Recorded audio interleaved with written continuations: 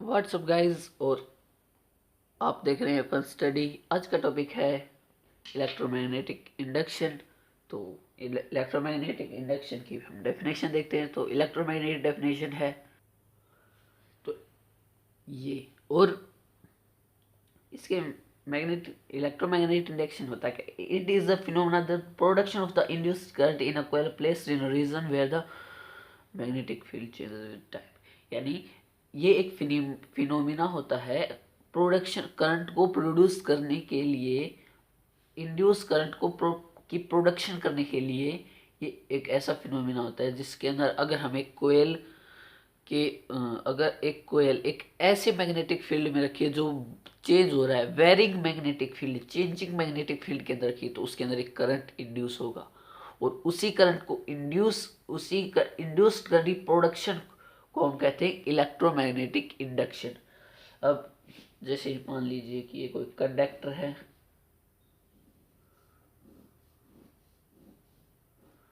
इसे हम एक गैल्वेनोमीटर से कनेक्ट कर देते हैं, और इसके पास एक चेंजिंग मैग्नेटिक फील्ड, वो कैसे भी हो सकती है, अलग अलग वे से हम मैग्नेटिक फील्ड को इसके अराउंड चेंज कर सकते हैं। आगे दो मेथड पढ़ेंगे हम फ्राइडे एक्सपेरिमेंट में, जिससे कि उसने इसके अंदर चेंजिंग मैग्नेटिक फील्ड से करंट इंड्यूस करवाया था। तो गैल्वेनोमीटर, अगर किसी तरह से हम इस कंडक्टर को एक ऐसी मैग्नेटिक फील्ड में जो बार बार चेंज हो रही है, चेंजिंग मैग्नेटिक फील्ड के अंदर, तो इसके अंदर एक करंट प्रोड्यूस हो गया।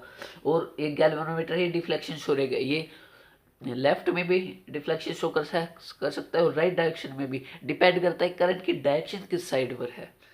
तो अब हम पढ़ते हैं फेराडेज एक्सपेरिमेंट। तो फेराडे का पहला एक्सपेरिमेंट हम पढ़ने जा रहे हैं। तो उसने पहले अपने एक्सपेरिमेंट में क्या किया, एक सोलेनॉइड जैसा एक सेटअप तैयार किया, और उसके पास एक मैग्नेट लेकर आ गए, बार मैग्नेट, और उसे बार बार कभी आगे कभी पीछे ऐसे हिलाते रहे, और इसके मतलब एक जगह पे हमेशा चेंजिंग मैग्नेटिक फील्ड रखी इसके अराउंड। तो उसने ये ऑब्जर्व किया है कि जो गैल्वेनोमीटर है ये डिफ्लेक्शन शो कर रहा है, डिफ्लेक्शन क्यों शो कर रहा है। अब उसने दिमाग लगाया कि ये चेंजिंग मैग्नेटिक फील्ड के अंदर एक कंडक्टर है, जिसके कारण इसके अंदर करंट इंड्यूस हो रहा है, और वो करंट इंड्यूस होने के कारण ये डिफ्लेक्शन शो कर रहा है। अब फेराडे के बारे में कुछ नॉलेज। फेराडे का जो ये महान साइंटिस्ट 1791 में आए, और 1867 में अंतिम सांस लेकर दुनिया से विदा ले गए, और साथ में हमारे लिए छोड़ गए दो एक्सपेरिमेंट। पहला एक्सपेरिमेंट आपको समझ में आ गया, आई होप। अब पढ़ते हैं दूसरा एक्सपेरिमेंट।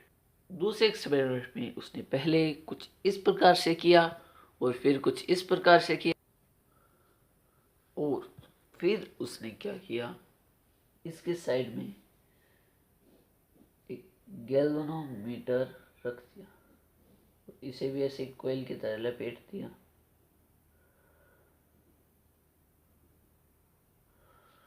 अब ऐसा करने के बाद जब उसने इस की को ऑन किया, तो उसने देखा कि इसके अंदर डिफ्लेक्शन हो रहा है। डिफ्लेक्शन क्यों हो रहा है? अब उसने दिमाग लगाया पहले वाले एक्सपेरिमेंट से कि जब इस कंडक्टर के पास एक चेंजिंग मैग्नेटिक फील्ड थी, तो इसके अंदर करंट इंड्यूस हो रहा था और इसके अंदर डिफ्लेक्शन शो हो रहा था। लेकिन अब इसमें चेंजिंग मैग्नेटिक फील्ड कहाँ पर है? तो चेंजिंग मैग्नेटिक फील्ड हमें ये प्रोवाइड कर रहा है, ये जो सेटअप इतना इतना है, ये हमें चेंजिंग मैग्नेटिक फील्ड प्रोवाइड कर रहा है इसको। अब इस कंडक्टर के अंदर चेंजिंग मैग्नेटिक फील्ड है, तो सीधी सी बात है कि अब करंट इंड्यूस होगा। करंट इंड्यूस होगा तो गैल्वेनोमीटर में रिफ्लेक्शन शो होगा। उसने नाम दिया इन कोयल्स को, ये होता है प्राइमरी कोयल, ये होता है सेकेंडरी कोयल। अब ये था दूसरा एक्सपेरिमेंट, इनकी ऑब्जर्वेशंस और आपको समझ में आ गई, आई होप। और अब बात आती है कि एसी और DC current, AC and DC current क्या होता है। पहले तो full form, AC full form होती है अल्टरनेटिंग करंट और डीसी फुल फॉर्म होती है डायरेक्ट करंट। इनके सोर्स भी हम बता देते हैं। सोर्स इनका डायरेक्ट 3 पिन प्लग या फिर कुछ इस प्रकार से जो प्लग होते हैं वो इनका सोर्स होते हैं, हमारे घर में लगे होते हैं। डायरेक्ट करंट का सोर्सेज होते हैं इलेक्ट्रिक सेल, बैटरी, मोबाइल की बैटरी, इन्वर्टर की बैटरी, तो उससे हमें डायरेक्ट करंट मिलता है। तो होती क्या है ये करंट? तो अल्टरनेटिंग करंट क्या होता है? तो पहले हम पढ़ते हैं एसी करंट के बारे में। तो एसी करंट होता क्या है? एसी करंट होता है an electric current whose magnitude changes continuously with the time and direction changes periodically with respect to time। अब ये कह रहा है कि जो एक एसी करंट है उसकी डायरेक्शन हमेशा चेंज होती रहेगी और पीरियोडिकली चेंज होगी। पीरियोडिक मतलब हार्मोनिक मोशन, ऐसे चेंज होगी।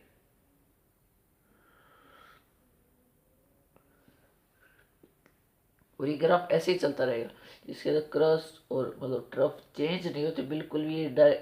ये डिस्टेंस सेम रहेगी, ये डिस्टेंस भी सेम रहेगी, ये दोनों डिस्टेंस सेम है, ये दोनों डिस्टेंस, और ये बिल्कुल एक एग्जैक्ट डायरेक्शन और एक एग्जैक्ट मैग्नीट्यूड के अंदर ही रहेगा हमेशा। और ये पीरियडिकली चेंज होता है विद रिस्पेक्ट टू टाइम। तो ये टाइम एक्सिस है और ये करंट, ये नेगेटिव और ये पॉजिटिव। अब यह बात यह आती है कि करंट की डायरेक्शन एक बार तो हमेशा पीक पर होगी और एक बार हमेशा डाउन पे होगी। तो यहाँ पर बात आती है फ्रीक्वेंसी की कि इलेक्ट्रिसिटी की फ्रीक्वेंसी क्या है। तो एक सेकेंड में ये एक सेकेंड में ये कितने मोशन इस तरह की मतलब कि एक सेकेंड में कितने इतनी डिस्टेंस कवर कर लेता है। ये यहाँ से पहुँचने में, यहाँ और फिर यहाँ, और ये एक है और फिर ये एक और दो और ये 3 और ये 4, यहाँ पर मतलब पहुँचने में एक सेकेंड में कितनी बार ये ऐसे मोशन कर लेता है। तो उसी को कहते हैं फ्रीक्वेंसी। तो एक सेकेंड में अगर ये 10 टाइम्स ये बना लेता है तो उसे हो गए 10 हर्ट्ज। अब अगर आप इंडिया में रहते हैं तो इंडिया के अंदर आपको पता होगा कि फ्रीक्वेंसी हमेशा 50 हर्ट्ज होती है। और 50 हर्ट्ज का मतलब एक सेकेंड में 50 टाइम्स अपना ये पीरियोडिक मोशन कवर कर लेता है। तो आई होप एसी करंट आपको समझ में आ गया होगा। अब बात करते हैं डीसी करंट के बारे में। एसी करंट की सोर्स आपको पता चल गई। अब बात करते हैं डायरेक्ट करंट। तो डायरेक्ट करंट इसका जस्ट अपोजिट होता है। अब उसका ग्राफ हम बनाएंगे तो ये टाइम करंट,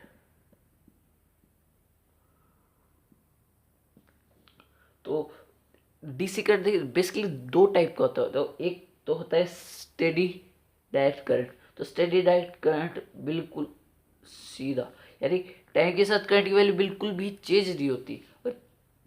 और एक टाइप का होता है वेरिंग डायरेक्ट करंट या फिर changing direct current.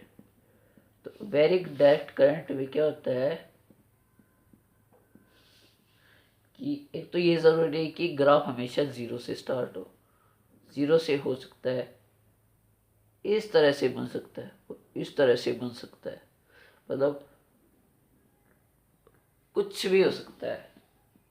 Direct current में 2 टाइप का होता है, इसे कहते हैं स्टेडी डायरेक्ट करंट और ये varying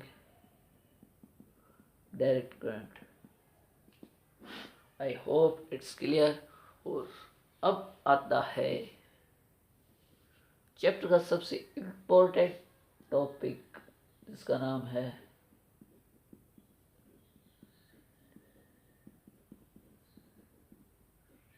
electrical generator. Electrical generator क्या होता है?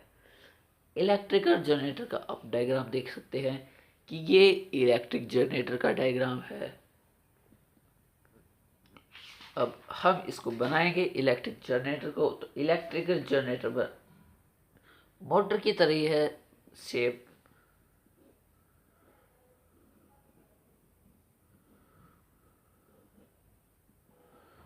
कुछ डिफरेंस होगा।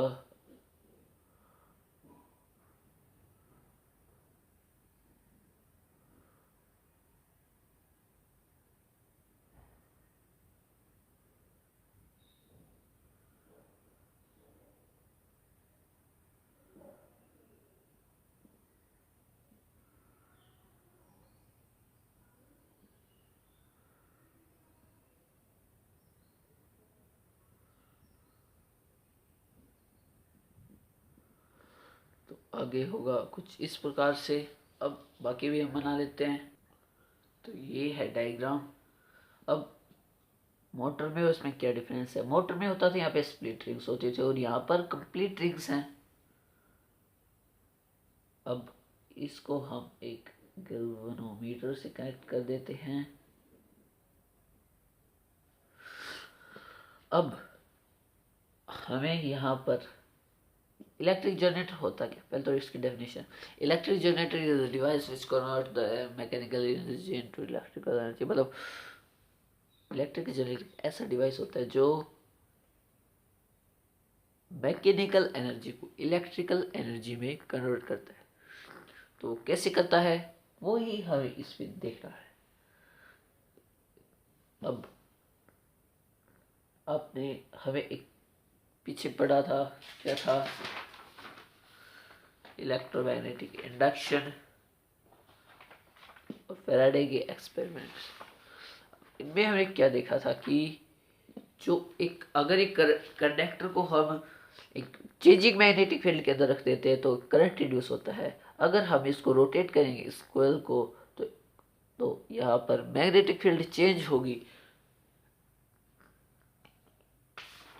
ये मान लीजिए कोयल है, एक मैग्नेटिक फील्ड है और ये कंडक्टर यहाँ पर मान लीजिए आप कि ये कोयल है और ये इसके दोनों साइड यहाँ पर मैग्नेट्स है।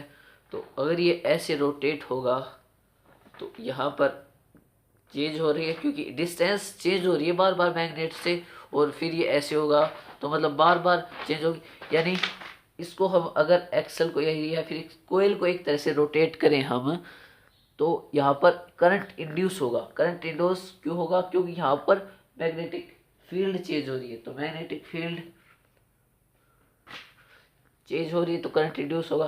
वो करंट आ जाएगा अगर यहाँ पर और फिर यहाँ पर, और फिर गैल्वेनोमीटर में हमें डिफ्लेक्शन शो होगा।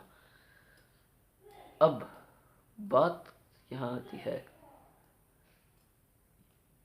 कि एक मान लीजिए कि करंट हमने प्रोड्यूस कर लिया लेकिन उसकी डायरेक्शन तो हमें नहीं पता, और उसकी डायरेक्शन पता लगाने के लिए हमारे पास रूल आता है फ्लेमिंग राइट हैंड रूल।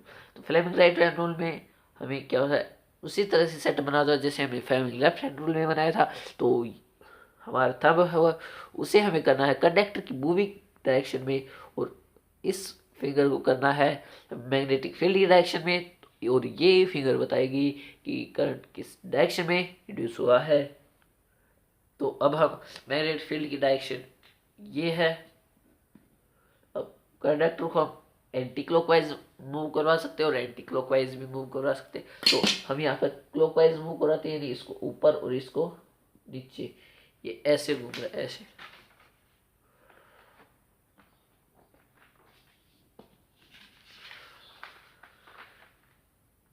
यानी तो हम कर लेते हैं, ये है करंट की मूविंग डायरेक्शन और ये मोशन ऑफ कंडक्टर, ये ऊपर आ रहा है कोयल, और ये मैग्नेटिक फील्ड ऐसे नॉर्थ टू साउथ और फिर ये ऐसे, यानी ये देखिए इस डायरेक्शन में करंट फ्लो करेगा, यानी यही हमारे पास डायरेक्शन आ गई करंट की।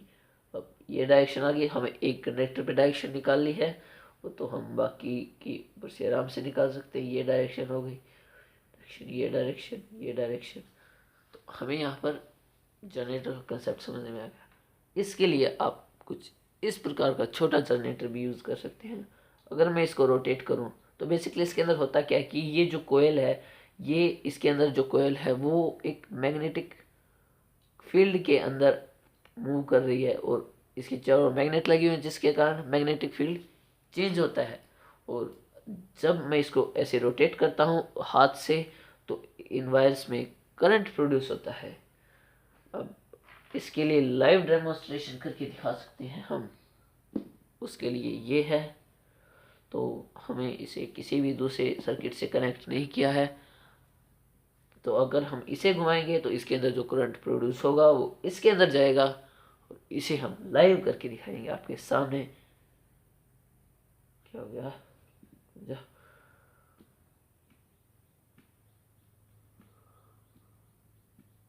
रोटेट हुआ, बिल्कुल हुआ, और हो गया क्यों नहीं, हमने करंट प्रोड्यूस कर दिया।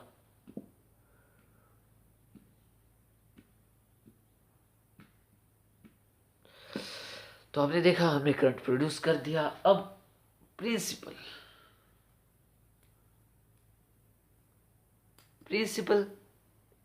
इलेक्ट्रिकल जनरेटर का प्रिंसिपल हमारे पास क्या है। Electric generator, when a conductor is placed in a varying magnetic field या फिर changing magnetic field, then a current is induced in it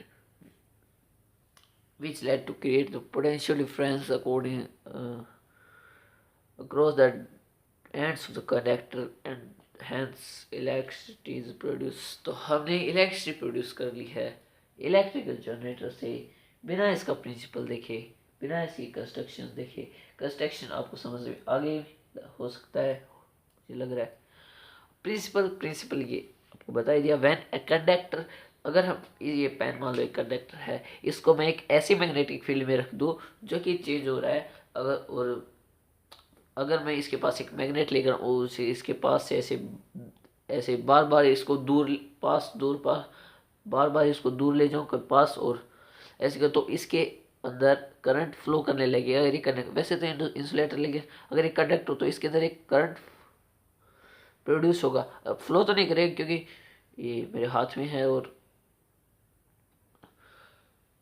flow कहाँ करेगा अगर हाथ में, तो प्रिंसिपल समझ में आ गया। वर्किंग में भी आपको समझ में आ गई। जब ये एक्सल रोटेट करेगा तो कोयल रोटेट करेगी तो करंट प्रोड्यूस होगा। ये है एक्सल। इसको जब हम रोटेट करेंगे तो करंट प्रोड्यूस होगा। इसके लिए आप कर सकते हैं। और अब बात आती है मॉडिफिकेशन की। मॉडिफिकेशन में कुछ नहीं है, बस वो मोटर वाला ही कि इसके अंदर एक कोयल की जगह बहुत ज़्यादा कोयल्स यूज़ की जाती हैं, आर्मेचर कोयल यूज़ की जाती है। और ये जो हॉर्स मैग्नेट है या फिर नेचुरल मैग्नेट है, उसकी जगह इलेक्ट्रोमैग्नेट का यूज़ होता है। बस इतना ही था electrical generator. I hope you understand. और नेक्स्ट टॉपिक है डोमेस्टिक इलेक्ट्रिकल सर्किट्स। आपने अपने घर में रंग बिरंगी तारों को ज़रूर देखा होगा। तो थ्री टाइप्स की वायर होती हैं हमारे घर में, जो कि होती हैं, एक होती है लाइव वायर,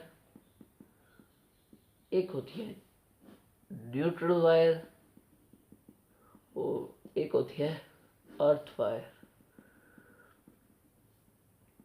लाइव वायर का फंक्शन ये होता है कि ये लाइव वायर और न्यूट्रल वायर के तो मेन वायर्स होती हैं जिनके बीच में पोटेंशियल डिफरेंस मेंटेन रहता है, और यही हमारे अप्लायंसेस को रन करवाती हैं। और अर्थ वायर का फंक्शन ये होता है कि बाई चांस अगर किसी ऐसे इंस्ट्रूमेंट में अगर हमें करंट, हमें टच करने पर शॉक फील होता है, तो उसे हम अगर अर्थ वायर से कनेक्ट कर देंगे तो अर्थ वायर हमें शॉक फील नहीं करा। ये अर्थ वायर का एक मतलब अप्लायंस की रनिंग में, कोई फंक्शनिंग में कोई इम्पोर्टेंट रोल नहीं होता है। ये एक सेफ्टी मेजर होता है जो हम घर पे अपनाते।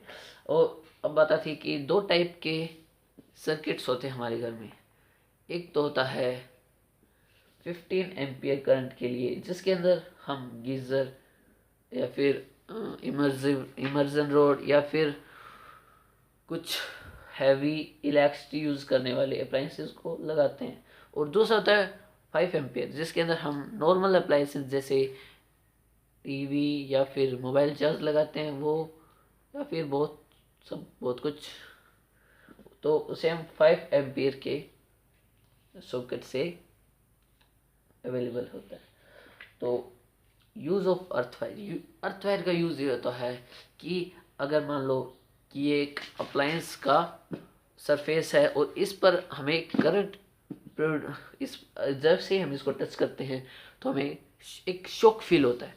तो हम क्या मान सकते हैं कि लाइव वायर, न्यूट्रल वायर की जो वायरिंग है उसमें थोड़ा बहुत डैमेज हो गया और जिसके कारण हमें शॉक फील हो रहा है। तो हम क्या करेंगे, इस अगर ये मेटेलिक बॉडी है, इंसुलेटिंग बॉडी में तो होगा नहीं, अगर ये कंडक्टिंग बॉडी है तो इसके ऊपर हम एक लाइव वायर यहाँ से अर्थ तक कनेक्ट कर देंगे। अर्थ तक कनेक्ट कर देंगे तो क्या होगा कि हम जैसे ही टच करेंगे हमें करंट नहीं लगेगा। अगर जो जितना भी करंट होगा जो हमें शॉक फील करवा सकता है वो सारा अर्थ के अंदर चला जाएगा और हमें शॉक फील नहीं होगा। तो यही होता है ये अर्थ वायर का यूज़। और electrical wire, domestic electrical circuits की आप इमेज देख सकते हैं। तो कुछ इस प्रकार से, ज़्यादा कॉम्प्लेक्स नहीं होता है, यही होता है हमारी इलेक्ट्रिकल डोमेस्टिक सर्किट्स में। और अब बात आती है ओवरलोडिंग और शॉर्ट सर्किटिंग। ओवरलोडिंग ओवरलोडिंग तब होता है जब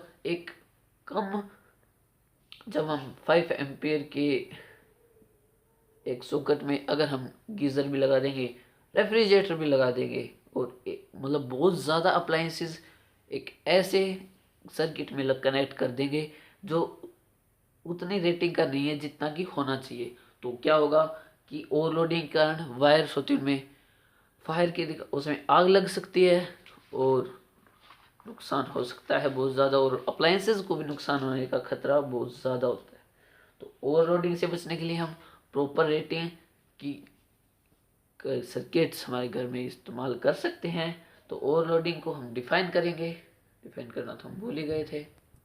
तो ओवरलोडिंग हम डिफाइन ऐसे करेंगे, ओवरलोडिंग ऑफ सर्किट में large amount of current passing through a low rating connect, यानी जब एक लो रेटिंग के कंडक्टर या फिर वायर कह सकते हैं उससे एक बहुत ज़्यादा लार्ज अमाउंट ऑफ करंट अगर पास होगा तो उसे हम ओवरलोडिंग कहते हैं। ओवरलोडिंग से कंडक्टर मेल्ट भी हो सकता है और अप्लायंस भी खराब हो सकते हैं। और नेक्स्ट चीज आती है शॉर्ट सर्किटिंग। शॉर्ट सर्किटिंग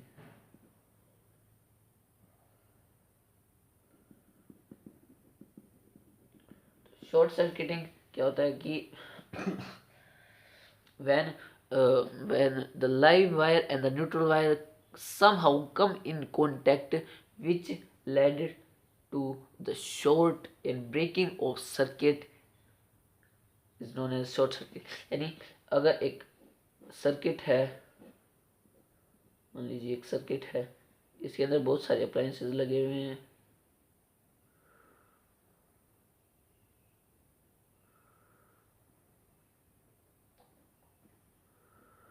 तो अगर ये लाइव वायर और न्यूट्रल वायर को समहाउ कांटेक्ट में आ जाइए तो शॉर्ट सर्किट, यानी सर्किट शॉर्ट सर्किट, छोटा हो गया सर्किट, मतलब लाइव वायर और न्यूट्रल वायर कनेक्ट हो गए तो आपको पता है क्या होगा, जिसके कारण हमारे अप्लायंसेस भी खराब हो सकते हैं। और शॉर्ट सर्किटिंग बहुत ज़्यादा डेंजर साबित हो सकता है। और आपको पता होगा कि शॉर्ट सर्किटिंग के कारण बहुत सारे घर जल चुके हैं।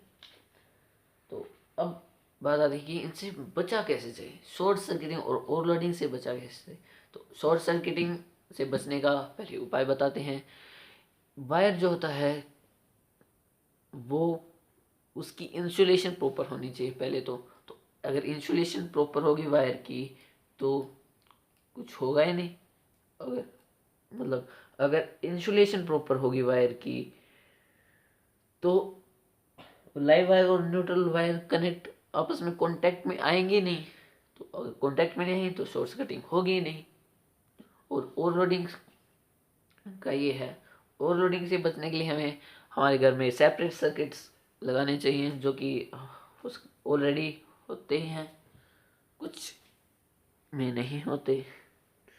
तो ओवरलोडिंग से बचने के लिए हमें पहले तो बहुत ज़्यादा कंफ्यूज होने की ज़रूरत नहीं है। ओवरलोडिंग और शॉर्ट सर्किट इम्पोर्टेंट नहीं है, प्रिकॉशंस आ गई। अब आते हैं हज़ार्ड्स ऑफ इलेक्ट्रिसिटी। इलेक्ट्रिसिटी के हज़ार्ड्स कुछ इस प्रकार से हैं कि ये शॉर्ट सर्किटिंग हो जाएगा अगर तो फायर और आग लग सकती है घर में और तबाही मच सकती है। सेफ्टी प्रिकॉशंस क्या होंगे? सेफ्टी प्रिकॉशंस ये होंगे कि अगर हम लाइव वायर को टच करते हैं तो हमारे हाथ गीले नहीं होने चाहिए। तो सेफ्टी प्रिकॉशंस ये हैं कि बेसिकली जैसे हमें अगर हम इलेक्ट्रिसिटी का कोई काम कर रहे हैं घर पे तो हमें हमारी लाइन ऑफ कर देनी चाहिए, इलेक्ट्रिसिटी सप्लाई को बंद कर देना चाहिए। हर केस में हमें इंसुलेटिंग ग्लव्स का यूज़ करना चाहिए। कभी भी गीले हाथों से कभी भी हमें इलेक्ट्रिसिटी का काम नहीं करना चाहिए। और कभी भी बहुत सारे अप्लायंसेस को एक सॉकेट में कनेक्ट नहीं करना चाहिए और गुड क्वालिटी का कनेक्शन रखना चाहिए अपने घर पे।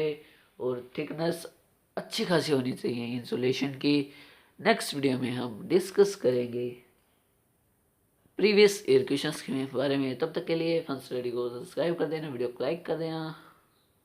जय हिंद, धन्यवाद, थैंक यू।